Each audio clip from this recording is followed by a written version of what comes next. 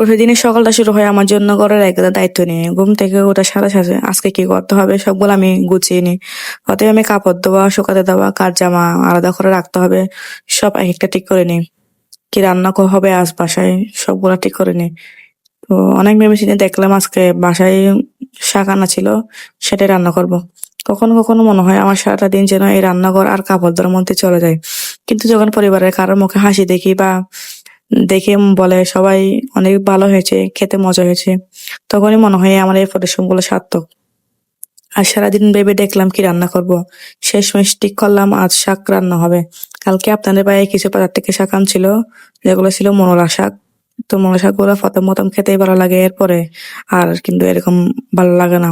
তো বছরের প্রথম মূলা শাক রান্না করলাম আজকে। একটু পেঁয়াজ, একটু রসুন আর সামান্য মশলা চোয়া। গরম ভাতের সাথে সেই মজা, শাকের স্বাদ সত্যি বলতে কি তখন আর তুলনা নেই। শাক শুধু শরীরের জন্য উপকারী নয়, মনকেও সতেজ রাখে। অনেক পুষ্টিকর একটি খাবার। আপনারাও বাসায় চাইলে এরকম ট্রাই করতে পারেন। ধন্যবাদ।